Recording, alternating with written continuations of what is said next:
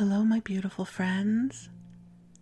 I am Laurel Bleadon-Maffei with Illuminating Souls, welcoming you to this episode of Sleepy Bedtime Blessings, a podcast designed to help you rest, relax, and fall asleep, all while deepening in your connection with your beautiful team of angels who love you so. If we're meeting for the first time, I am an angelic practitioner, a spiritual teacher, and an encourager of souls. And I have the most wonderful job. I offer one-on-one angel sessions, soul mentoring, and a variety of classes designed to inspire your spirit. And I offer new classes about every 6 weeks or so. So if you are looking for a sweet, intimate, inspiring class, I invite you to come to my website at illuminatingsouls.com, where you can see what I've got going on. And you can also sign up for my mailing list. There are 2 different places you can sign up for my list. At the top of the page, you can sign up for my general mailing list, and you'll receive all of my announcements. And then further down, you can sign up for the daily inspiration email blast, and you will receive an inspiring email from me every weekday. I also post regularly on Facebook. And then there is this beautiful podcast. We have over 240 episodes at this point, so lots of content for you in the archive. And if you are a regular listener, it would be wonderful if you would consider leaving a rating or a review on your favorite podcast app. And also, I love to hear from you. How is the podcast working for you? So, I'm so glad that you're here, and welcome. And I invite you to get cozy and snuggle on up.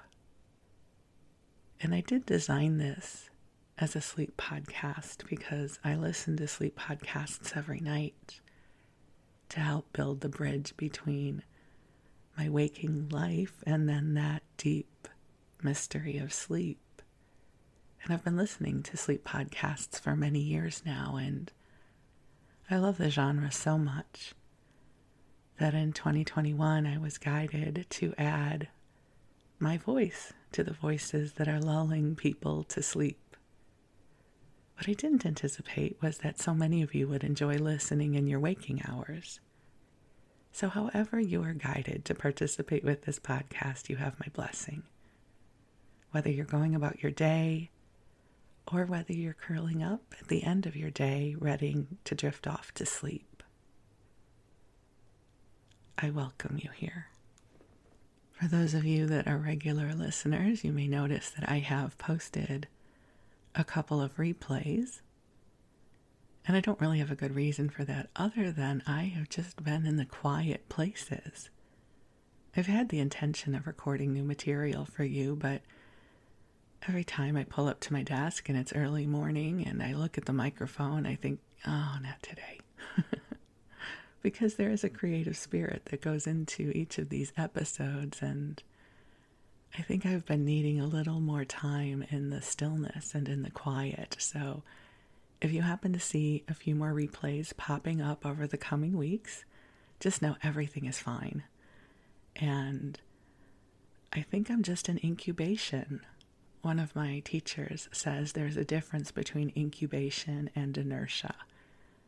And I really feel like I am in incubation right now. As I record this, we're in spring, the spring season, and I relate so deeply to the energies of spring. Every year my husband plants a garden. He loves to grow tomatoes for me and for all the neighbors and family that love them. And so there is this genesis that happens in our yard where the planter boxes are bare dirt with perhaps, the occasional weed or volunteer. We have some volunteer tomatoes right now and volunteer carrots and some cilantro. But otherwise, it's pretty bare back there. That rhymed. So we're now in the part of the season where he is sprouting his seeds and planting some of the plants that have already had a start to life. And within the next few months, our backyard is going to become a cacophony of tomato plants, taller than I am, with more tomatoes than we can eat by ourselves, which is the joy of growing tomatoes because we get to share them with people. We share them with our family and we share them with our neighbors, and it's wonderful. And so I love the season of spring because it reminds us that we come from these times of perceived dormancy and stillness and incubation, but all the while it is our nature and our essence at some point to blossom open, whether that happens in alignment with spring or whether it happens in February. The thing about being a human being is our blossoming can happen at any time. We are not controlled by the seasons as nature is. But it's still such a beautiful reminder that there are parts of us preparing to blossom open. There's parts of us that we are clearing out, that we are completing. I'll take the gardening metaphor one step further, not to annoy anybody, but it's like we're also weeding our gardens. You know, like what's the old that we don't want? What's the pile of papers sitting on the corner of our desk or our table that we haven't gone through in months that perhaps it is time to go through? There is this call to life sometimes. And it doesn't mean that we have to come into this place of intense activity. I think it's one of the things I love so much about the concept of blossoming open and incubation and germination and all of those themes that have an organic sense of aliveness, is that it doesn't require our conscious participation. It just is. That there's a life force, an essence, a greater aspect of self that is always in motion, even if our physical bodies are still. So I just bring to you the wisdom of blossoming open, the wisdom of springtime. And I speak this from the place of being in the stillness, being in that place of not having the energy to do a lot. I have ideas, I have inspiration, I'm not lacking in inspiration. But right now, the gap between my inspired self and my self that gets things done, there's a little bit of a gap there. I don't want to say there's a big gap because who am I to perceive the nature of the gap? It always feels big. But sometimes I'm just a few hours away from the aspect of me that can create movement. It's like, have you ever looked at your garden, whether it's a rose bush or peonies or hydrangeas or your tomatoes even, and the buds are tight, and then it's like you blink, you go get a glass of water or make a sandwich or something, and all of a sudden they're in full bloom. That's how we work too. So if you are in a place of stillness or fatigue, or life is just asking an awful lot of you and you need a break, it's okay. You have permission to rest. You have permission not to know your answers. You have permission to simply be in this moment. And in this moment, the angels are with you. And I am here to keep you company as well. So if you are preparing for bed, I invite you to get cozy and snuggle on in. We're in sort of the last part of the cold nights here in our area. So I know I'm just a couple weeks away from taking the extra blankets off the bed. I love sleeping with lots of blankets, the weightiness of it. And so I know I'm going to have to put those blankets away pretty soon because we're going to come into warmer weather. And so I'm really enjoying sleeping right now when it's cool, when I go to sleep, because I know that that's not going to be the case fairly soon. And so I love getting to curl up and go to bed. And so I share my love of that with you, with all the pillows and the covers and the soft sheets. So I send you blessings for a sweet bedtime. Even if it's your waking hours, whenever your sleep cycle will happen, I send you love for sweet bedtime and sweet dreams. Isn't that the loveliest saying? Sweet dreams. Sweet dreams, right? That would actually be a great name for a podcast. Sweet dreams. But I already have a podcast name.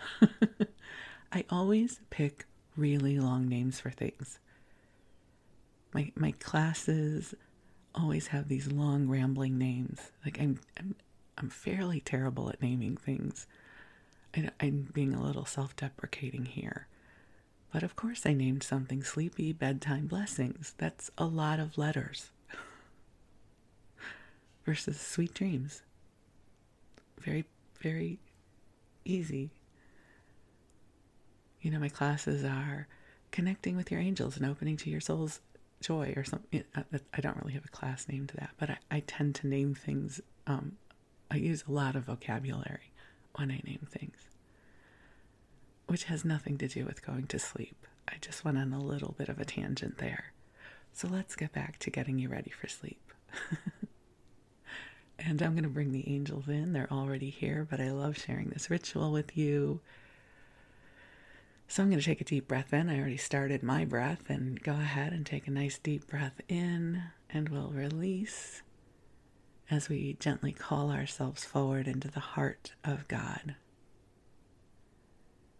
And beautiful angels on high, we invite you to join us here, and we say yes to your invitation that we join you here in this beautiful sanctuary of light that you have prepared for us.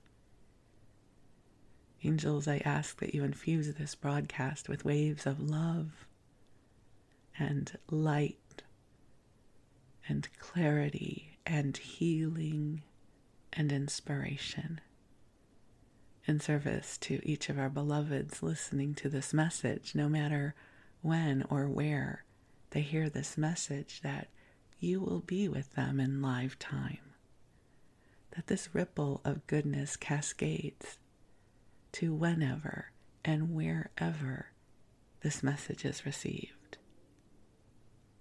And angels, I ask that you create a soothing space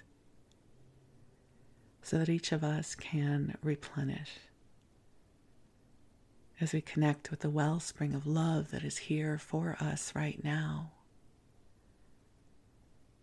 And my beautiful friends, if you have any prayers or intentions that you wish to share with the angels, I invite you to bring them into your heart now,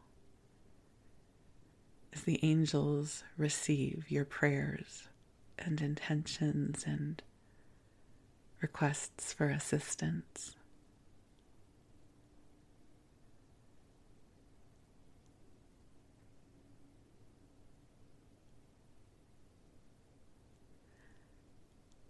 You know, asking for assistance and asking for help is so much harder than we would imagine, because we're used to praying for other people. And sometimes the idea of asking for ourselves, especially if we have identified ourselves as being very capable, we think, who am I to ask for help? I'm taking them away from something more important. But as I shared with someone very dear to me earlier this week, if you were cold and it was warm and sunny outside, you would never think that you cannot partake of the sun's warmth. If it is so easy for us to say yes to the sun's warmth when it is available, why would God's love and assistance be any different? How could it be any less than the warmth of the sun? So if you need help with something, ask.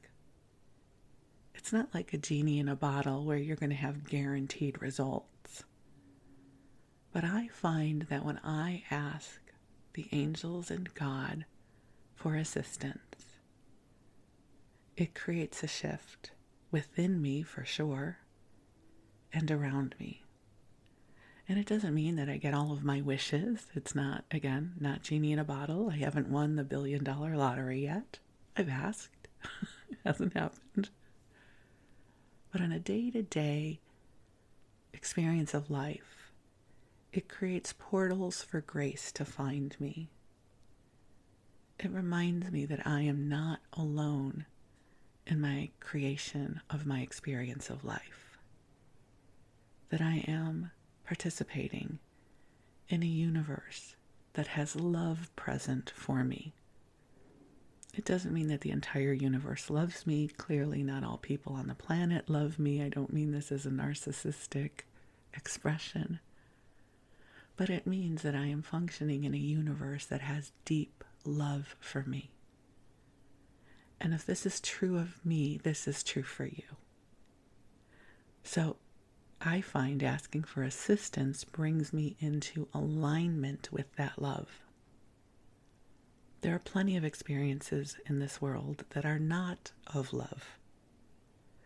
Yet, love exists.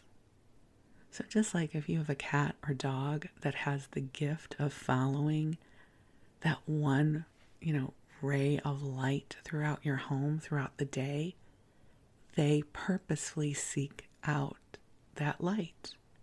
They seek out the sunlight. So when we call ourselves forward into the heart of love, into the heart of God, when we ask for divine assistance, that is our way of following that stream of light. Let me focus over here where there is light. Let me focus over here where there is love, and there is assistance, and there is goodness. And that is what I find this way of being and engaging in life helps with. So my hope is it makes it easier for you to ask for assistance and then release the expectation of what that will look like. So take a deep breath in and feel the love of your angels as they bring forward a prayer of gratitude for you, because they are so deeply grateful for you and this opportunity of being of loving service for you and those you love. You are a miracle in this world. You are a blessing. This world is better because you are here, and we are so deeply, deeply grateful for you.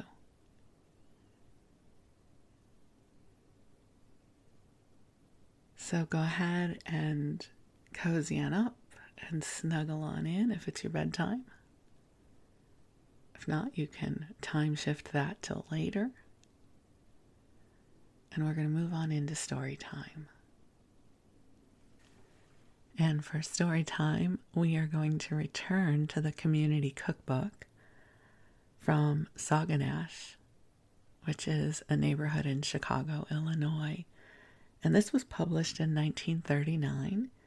It's a collection of tested recipes contributed by members and friends of the Sauganash community. And it's published under the auspices of the Sauganash Community Church Guild of Chicago, Illinois. So a while back, not too long ago, I did an episode where we read from this community cookbook, and we got through the bread section, which was amazing. We only got through the bread section. These recipes are fantastic. And again, if perhaps you haven't heard any of my community cookbook recipes episodes, I love community cookbooks. So what they are is they're collections of recipes put together almost always by groups of women, especially if you think about life before the internet. Now that we have our smartphones and our tablets and the computers, if you want a recipe, you look it up, or you're watching TikTok and somebody's making their grandmother's biscuit recipe, and we have so much access to recipes these days. But if you go back to life before the internet, you might watch Julia Child on PBS. You might have cookbooks in your library, your grandmother's recipes on index cards or pieces of stained paper. When you have somebody's recipe and it's sort of stained because they've used it while they're baking or cooking. Those are such treasures. And back then, especially if we're talking 1939, there's no fast food. Almost all of the meals were made exclusively by the women of the home. That was their job. We were very gender specific back then. And so they were making 3 meals a day. And grocery stores, the way we know of massive grocery stores, didn't necessarily exist in the same way. You might have your local supermarket, your local grocery store, and your butcher and your baker, and maybe you had a refrigerator, or maybe you had an ice box, depending on the electricity of the moment. And it was also perceived that you had a certain amount of baking and cooking knowledge already. So when they would put together these community cookbooks, if it was a temple sisterhood, a PTA, a church guild, any of these groups where women would gather, they would share their recipes and then organize them together. And usually they're almost always spiral bound books. And then they would sell them as a fundraiser. So I first stumbled across my first community cookbook, I think it would have been in 2022, and I fell in love. I found some community cookbooks from Chicago, and they were Jewish, so they were, the food of my people. And some of the names of the women were familiar to me, and I was in love. And I have a beautiful collection now that I share with you on the podcast. And this one is really cool. I must have gotten it off of eBay at some point. And it's from 1939, so really early on. So we're going to go through some more recipes here. And in the last episode that I used this particular community cookbook, we went through breads. We're now moving on to cakes. I love cake.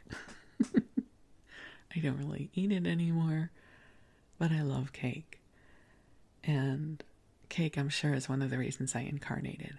God said, hey, can I send you back to Earth for another lifetime? And I was like, no, I'm good here. And God said, there's going to be cake. And I was like, oh, okay.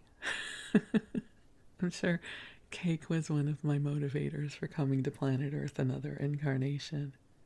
So this is perfect. We start off with golden angel cake, because of course we're going to start off with an angel cake on an angel-inspired podcast. So we're going to take 1.5 cups of sugar, 3/4 cup of water, 6 eggs, 1 cup of flour, 3/4 teaspoon cream of tartar, 1/2 teaspoon of salt, 1 teaspoon of vanilla, and 1 tablespoon of almond. Now, I don't know, I can't imagine it's almonds. It's probably almond extract. So boil the sugar and water until the syrup forms a long thread, 238 degrees Fahrenheit. Okay, I'm going to keep reading, but I want to come back to that for a moment. Beat the egg whites very stiff. add syrup to whites, slowly beating continually. When cool, fold in dry ingredients sifted together. Fold in well-beaten egg yolks and flavoring, and bake in a tube pan in a slow oven for 45 minutes. And this was contributed by Mrs. W. Bischoff. So I want to go back to a syrup form, a long thread, and 238 degrees Fahrenheit. How many of you, when you were in grammar school, took home ec? Or if you're a guy, if you took shop? Because back in my day, we were separated by gender, and us girls took home ec and the boys took shop. They can't do that today, right? But I think about all the practical things I learned in home ec. It was a great class that I think everybody should have to take, not just girls. Like everybody, these are life lessons. So I remember learning about how to, make, candy into a softball, and not a softball like you play softball or baseball. I mean the softball stage. Or how to measure things, how to sew, really good life skills. And I probably really could have benefited from shop as well. So more life skills, please. And the other thing I want to mention is it says a slow oven for 45 minutes. That ovens back then weren't as precise as they are now, where a recipe tells you exactly what to set the temperature to. Back then it was slow, it was fast, it was hot, and you just knew because you were a homemaker and you knew these things. There are also many iterations of apple cakes here. This is going in alphabetical order, so we went from angel cake to apple cake. This one delights me because, again, we're assuming you know stuff.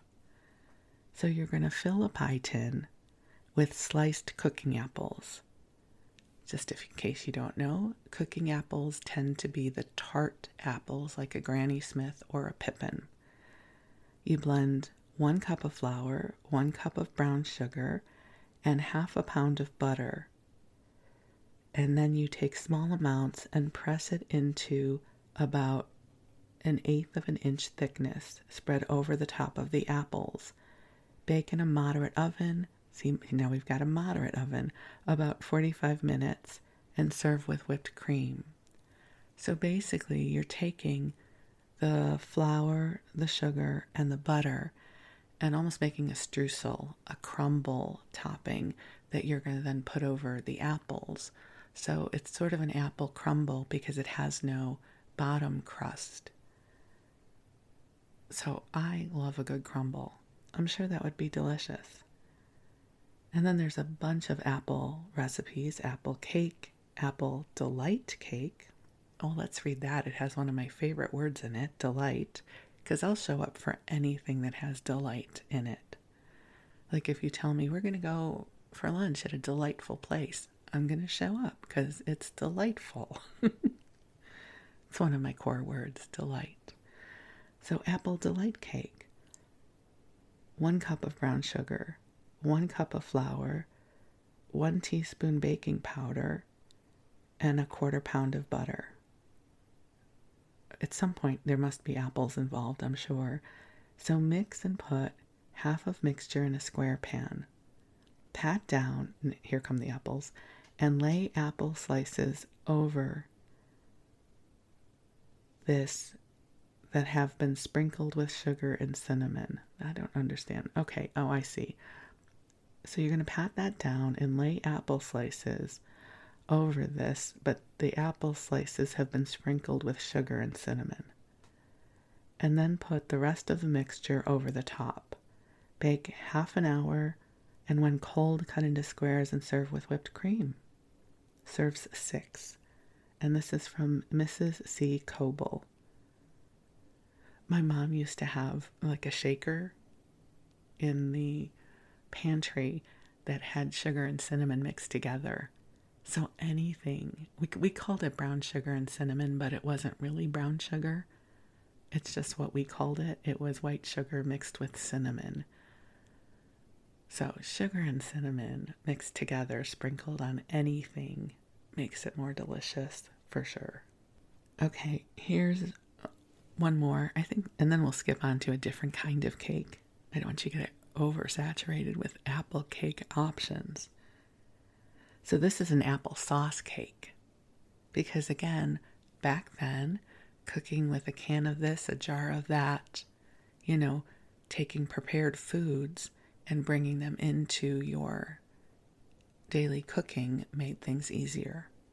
So this is my kind of recipe. 1 box of graham crackers rolled, right? So we're going to smash up the graham crackers. You know where we're going with this, right?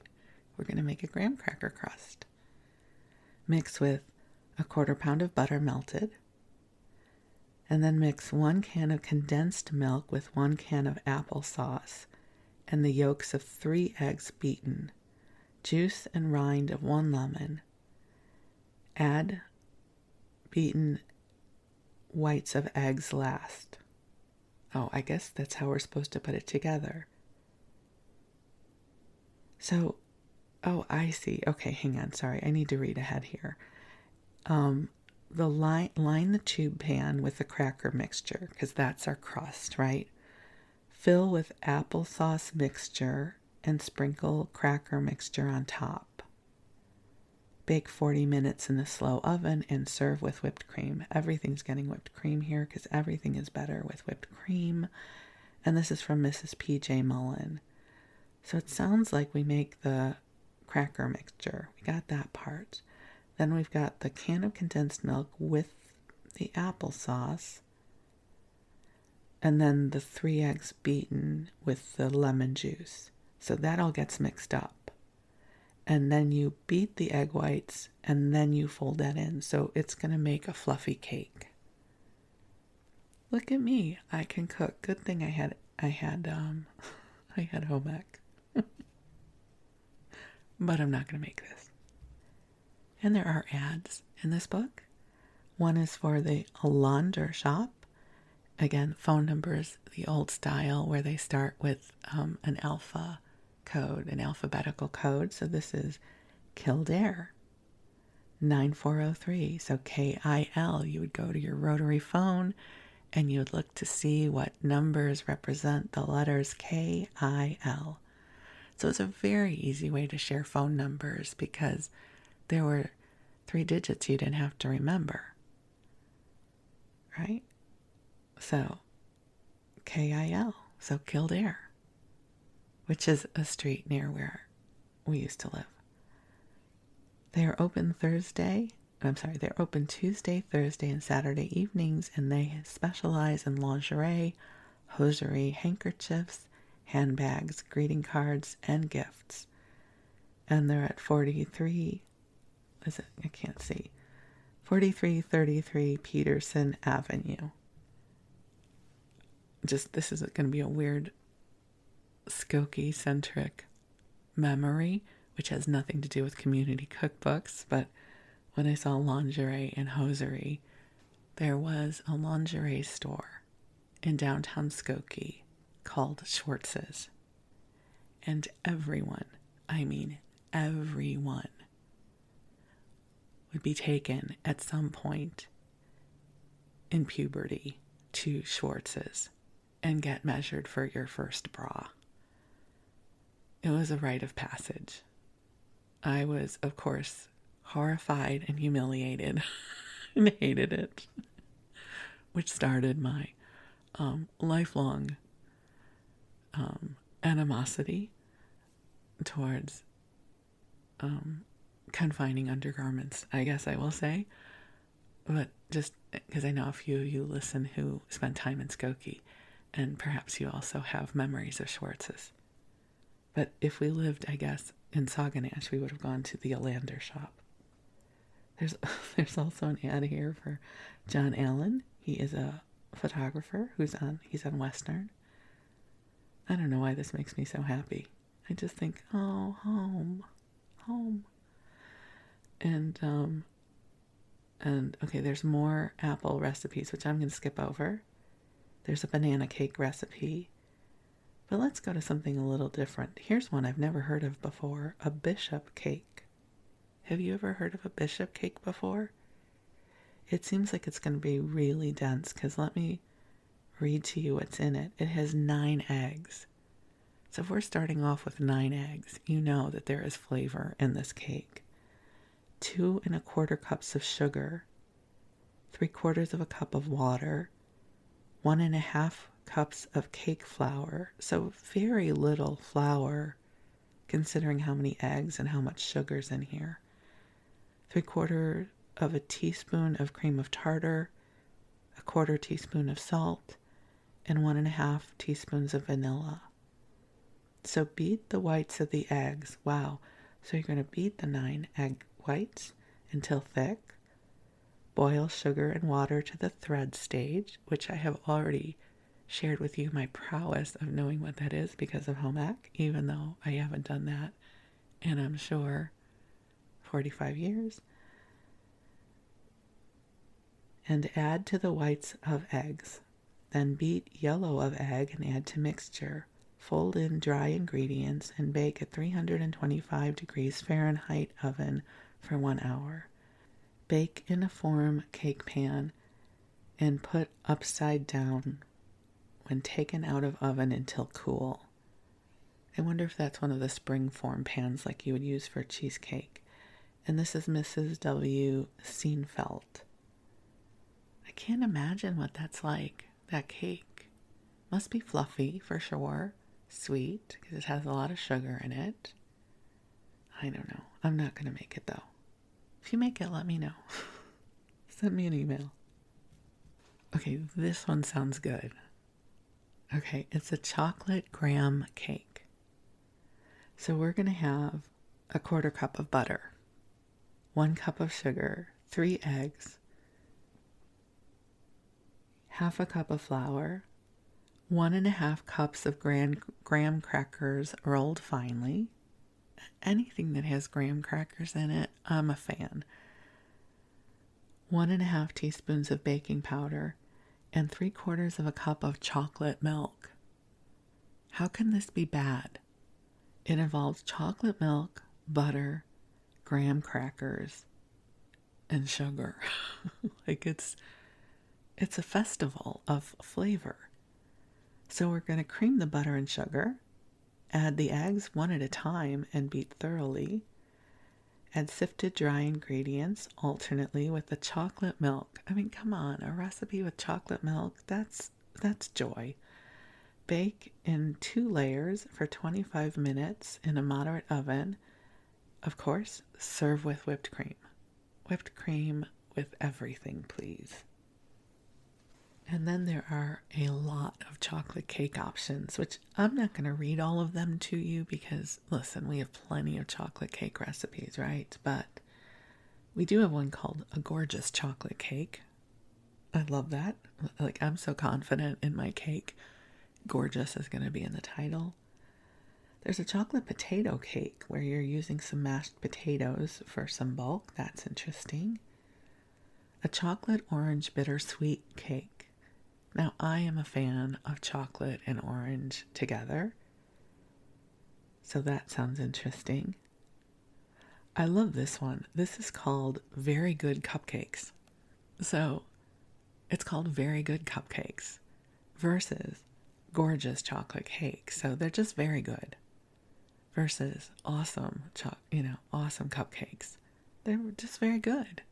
So we're just going to really kind of set the bar right there at very good. I don't know why that just really amused me, but maybe because it's early in the morning. So here's how you make very good cupcakes. You're going to take 2 eggs, beaten until light and creamy. Add 1 cup of sugar gradually and beat well. Add 1 cup of flour in which 1 teaspoon of baking powder has been sifted. Add 1/2 cup of hot milk with a small piece of butter dissolved in the milk. You're going to bake that in muffin tins, and it makes 16 small cakes, and cover with orange icing. Now, the orange icing recipe might be somewhere here in this cookbook, but it's not right here. And this is from Mrs. Richard Kep. or Koepp. I don't know how to pronounce that. There's then Philadelphia red cake, which I wonder, is this an early form of the red velvet cake? It must be, because it has sour milk, has 2 tablespoons of cocoa. So this sounds like this is red velvet cake. It doesn't say about the red food coloring though, but that must be a part of it. There are 2 recipes for Danish layer cake. I don't know what makes a cake Danish. There's a dark eggless cake. A couple of different recipes for date cakes. This one date cake has, wow, it sounds really rich. I think this is the kind of cake my dad would have loved, because he liked things like fruit cake. Like, he liked dense cakes with a lot of things in them. Well, okay, just so you know, I am my father's daughter. He loved any kind of cake. Let's just be really clear. Cake, pie, Danish. He was a dessert guy. So, of course he was. I am his daughter. Anyways, this sounds like something my dad would have liked.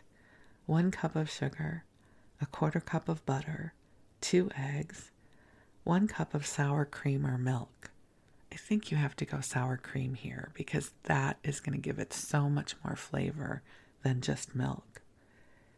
1/2 teaspoon of soda, 2 cups of flour, 1 teaspoon baking powder, 1 teaspoon cinnamon, 1/2 teaspoon of cloves, 1 cup of raisins, 1 cup of dates, 1 cup of nut meats. I think you have to go walnuts here, walnuts or pecans, and 1/4 teaspoon of salt. So do you see what I mean about a really dense kind of fruit cake, but not a fruit cake? So you're going to sift the flour, measure, add baking powder, salt, and spices, sift together 3 times. Again, home ec class, a sifter. You would have an actual sifter where you would squeeze the handle and it would sift things for us. And then you add the nuts, cream butter, add sugar gradually, then add 1 egg at a time, beating thoroughly. Dissolve the soda in sour cream and add alternately with flour, etc., and raisins and dates. Bake in a tube pan in slow oven of 325 degrees Fahrenheit for 1 hour. And this is from Mrs. George Ward. So we're only up to the D's here. We're only up to the D's. We've got a lot more alphabet to go through here with just the cake part of this community cookbook. What a treasure trove this is. We're now moving into the devil's food cake part of the cookbook. Here's a super simple one. 1/2 cup of butter, 1.5 cups of sugar, 3 tablespoons of water, and 1 1.25 squares of bitter chocolate. How is this cake if there's no flour? Oh, because the flour comes later. Got it. Because I'm looking at the ingredient list, I'm like, there's got to be flour involved here. And there is.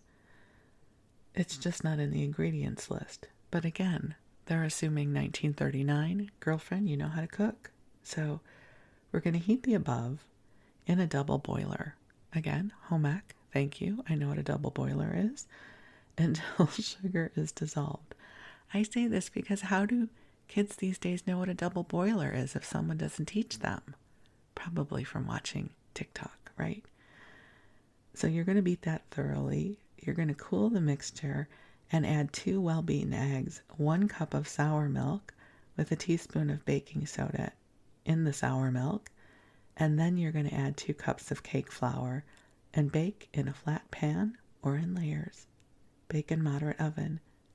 And the frosting is 1 cup of powdered sugar. Everything with powdered sugar is better. 1 teaspoon of butter. 2 teaspoons of hot coffee. And 3 teaspoons of cocoa. I bet that's delicious. I just want the frosting, please. Please, just the frosting. Okay, we have another graham cracker cake, which I'm sure is delicious, but I'm going to keep going because I really want to give us other options. This one's interesting. gumdrop fruit cake, which has actual candy gumdrops in it. Like, come on, mixing candy and cake? Amazing. Although I'm not a gumdrop fan, so, but still, if it's cake, I'll show up.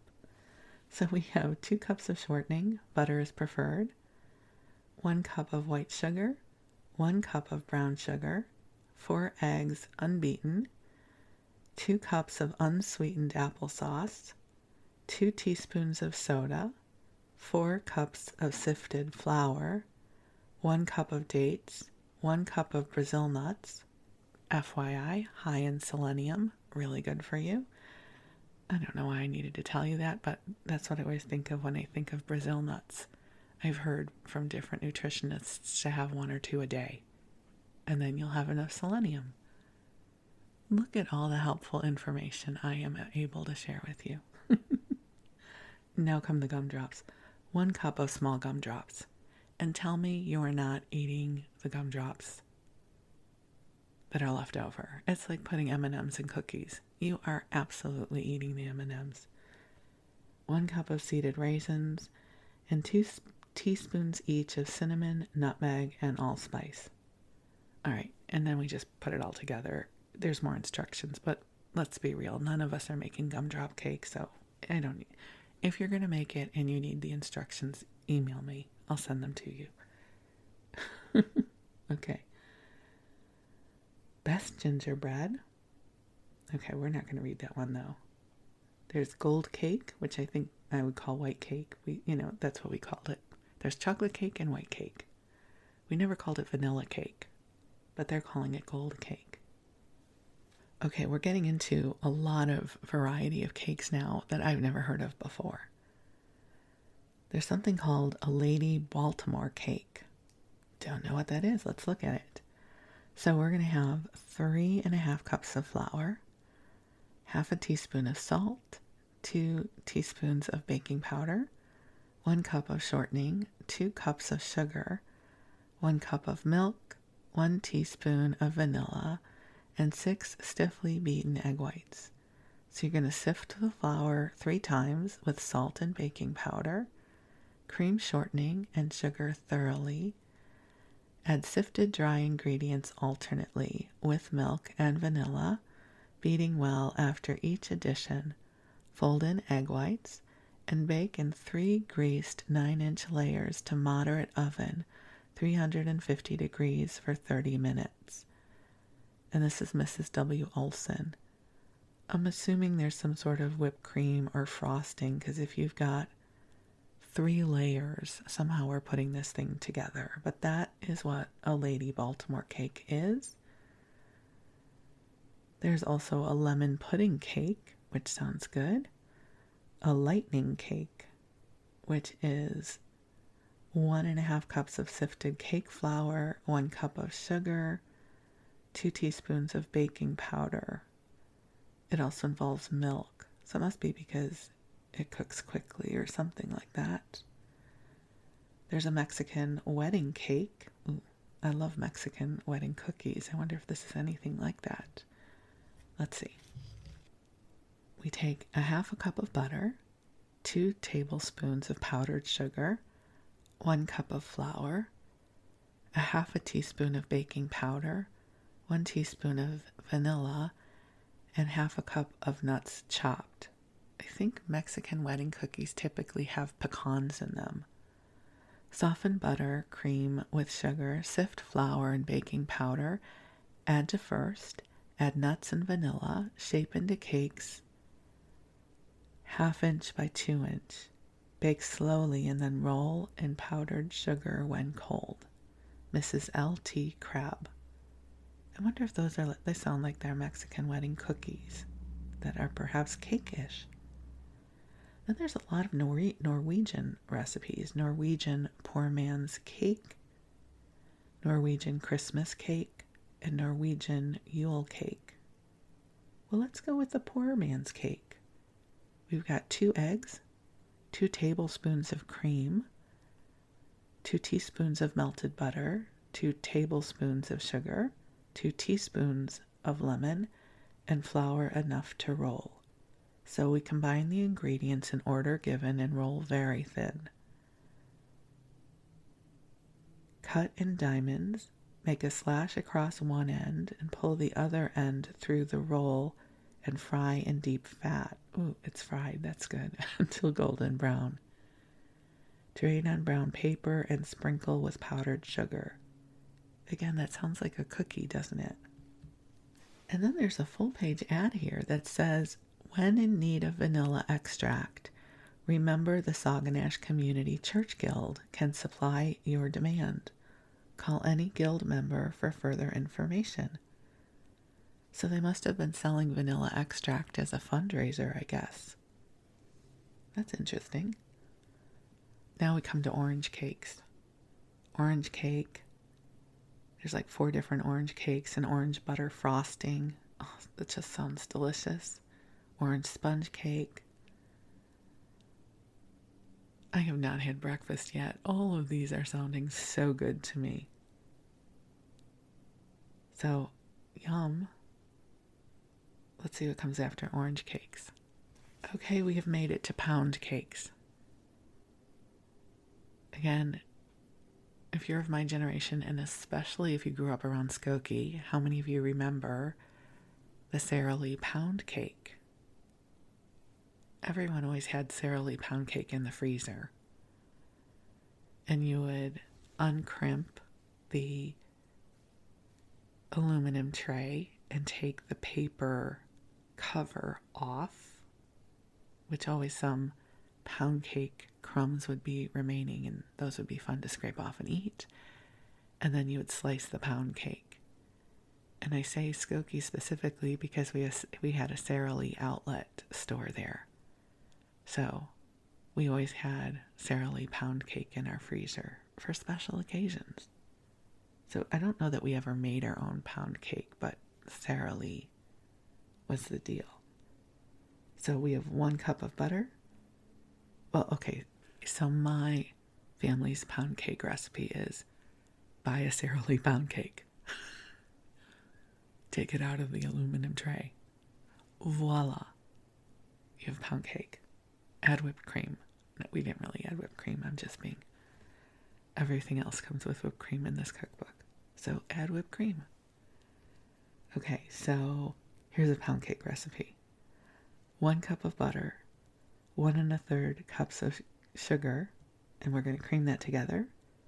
5 eggs, add 1 at a time. 2 cups of flour, mix a little bit at a time, and bake in a slow oven for 1 hour. I mean, pound cake. It's like pound cake and shortbread. They're just delicious. You can't mess them up, right? Delicious. Wow, there's a couple of prune cakes. I don't know that any kid of my generation ever asked for a prune cake, but I'm sure back in the day when we had to make do with what we could have in our pantry or from the supermarket, prunes were probably a really great way to sweeten things. So, a 7-day prune cake. Is it because it takes 7 days to make it? I don't know. Let's see. So we're going to take 1.5 cups of uncooked prunes, 1.5 cups of granulated sugar, 3/4 cup of shortening, 3 eggs beaten, 2 3/4 cups of flour, 1/2 teaspoon of salt, 1 teaspoon of mace, 1 teaspoon of cinnamon, 1.5 teaspoons of soda, and 3 1/4 cups of boiling water. So wash the prunes and boil in sufficient water to cover 10 minutes, then drain, pit, and put through a food chopper using a medium knife. Cream the sugar and shortening, add beaten eggs and mix, add prunes and mix, add flour sifted with salt, spices, and 1/2 teaspoon of soda, and mix well. Add coffee in which remaining teaspoon of soda has been dissolved. Beat well and pour into 3 well-greased layer cake tins.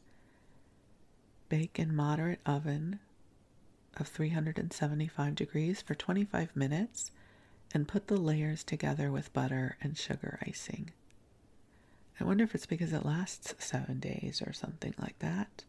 And this is from Mrs. C.E. Lund. All right, then we have a raisin nut cake, something called Shirley Ann cake. Let's see, it involves, cake stuff, like you would imagine, shortening and cream and sugar,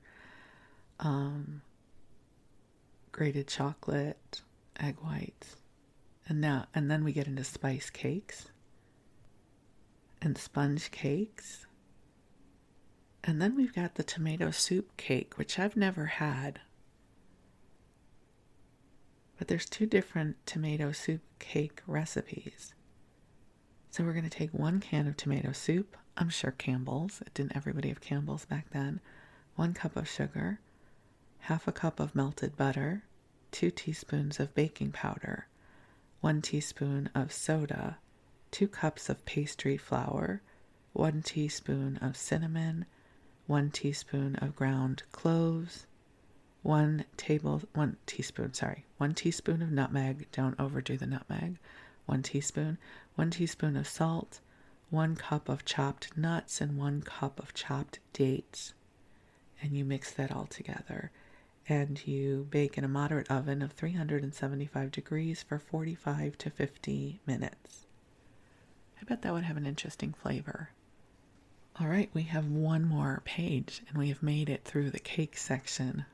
There's something called a wind-blown cake, a Dixie white cake.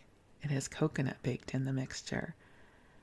And then a white cake and a yellow cake. Oh, I think that's what we would call, we called it a yellow cake, not a white cake.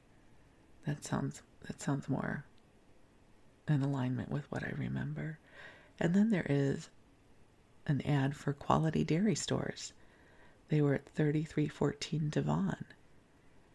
And their phone number is Tessville, T-E-S, Tessville 2145. And they have homemade ice cream and all fountain services. Ooh, I bet that would have been a good place to go to before my day. And that brings us to the end of the cake section.